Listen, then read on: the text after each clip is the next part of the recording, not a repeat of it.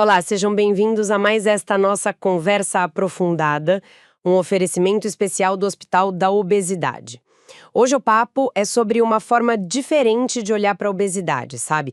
Uma classificação nova proposta pela Beso e pela SBEM, que vai um pouco além do tradicional IMC. Exato.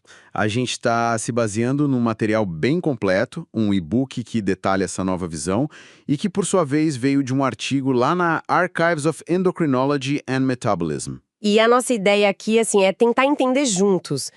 Por que o IMC sozinho talvez não dê mais conta do recado, sabe? E como é que essa abordagem nova, que foca na história do peso da pessoa, especialmente no peso máximo que ela já atingiu, pode ajudar a gente a ter metas mais realistas, né? E focadas na saúde geral. Vamos mergulhar nisso? Boa. Porque o IMC, né, aquela conta clássica, peso pela altura ao quadrado, tá aí desde os anos 70. Pois é, e muita gente ainda acha que o objetivo é só baixar de 25 no IMC, mas não é bem assim, certo? De jeito nenhum. E, olha, as limitações são bem conhecidas, né? O IMC não sabe se é músculo ou gordura. Um atleta e uma pessoa com muita gordura podem ter um mesmíssimo IMC. E talvez o mais importante, ele não diz onde essa gordura está. Se é a gordura visceral, lá no abdômen, que é mais perigosa, ou a subcutânea, que fica mais sob a pele. Faz sentido. E vale lembrar rapidinho que o Catlett, lá em 1832, nem criou isso para diagnóstico individual. Era mais para estudo de população mesmo. Interessante. E aí entra um negócio biológico super importante, o tal do set point hipotalâmico. É como se o nosso cérebro defendesse um certo peso, sabe? E geralmente é o peso mais alto que a gente já teve. Defender-se como? Quando a gente perde peso, o corpo reage, e reage forte. Aumenta a fome, diminui a sensação de saciedade e, para piorar, reduz o gasto de energia.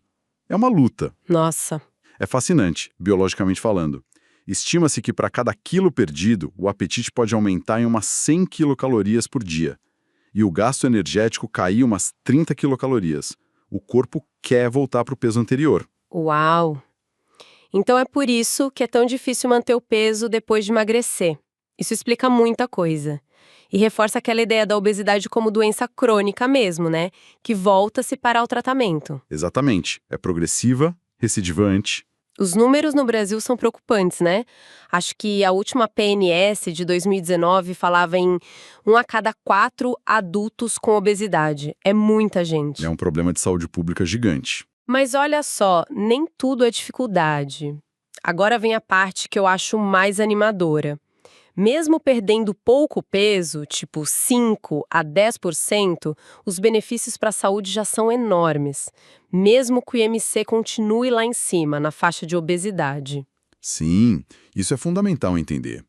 Com só 3% de perda de peso, já dá para ver melhora na glicemia, na resistência à insulina. Só 3%? Que ótimo! Pois é. E se a perda chega a 5%, 10%, aí os ganhos vão se somando.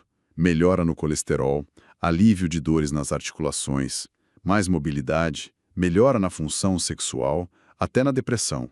E acima de 5% já pode ter redução no risco cardiovascular. Fantástico! Pensa naquele exemplo clássico, a Maria. 1,65 metros, chegou a 100 quilos. IMC 36,7, obesidade grau 2. Daí ela perdeu 11 quilos, foi para 89 quilos. O IMC ainda ficou em 32,5, grau 1, mas os ganhos de saúde dela foram imensos. É aí que entra essa nova classificação da ABESO e SBM, né? O foco no tal do peso máximo atingido na vida, o MWAL. Como é que isso funciona na prática? A lógica é bem interessante, na verdade. O seu grau de obesidade, grau 1, 2 ou 3, ele fica meio que carimbado pelo IMC do seu peso máximo. E esse grau não muda mais, mesmo que você perca peso. Ah, entendi. Então o grau fica associado ao pico de peso. Isso. O que muda é a descrição do seu status atual. Se você perdeu peso de forma significativa, a gente descreve isso de um jeito positivo. Então, em vez de ficar frustrado porque o IMC ainda está alto, a gente reconhece e valoriza o esforço e o controle. Quais são os termos que eles usam? Basicamente, são dois estados principais.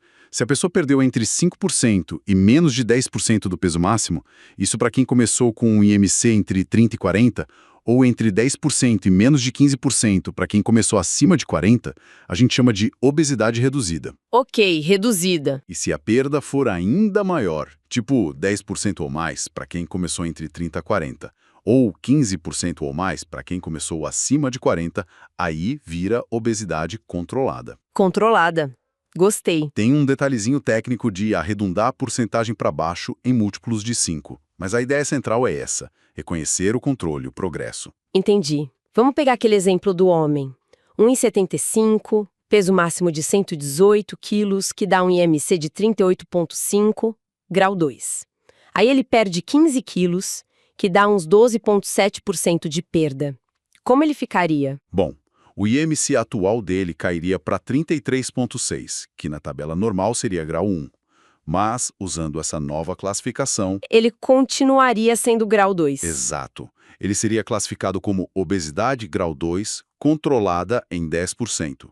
O grau 2 original, do peso máximo, permanece, mas a gente adiciona o controlado em 10%, porque a perda de 12,7% é arredondada para baixo para o múltiplo de 5 mais próximo, que é 10%. Nossa, isso muda a perspectiva, né? Muda muito, e se a gente pensar no quadro geral, isso ajuda demais a alinhar as expectativas entre o profissional de saúde e o paciente.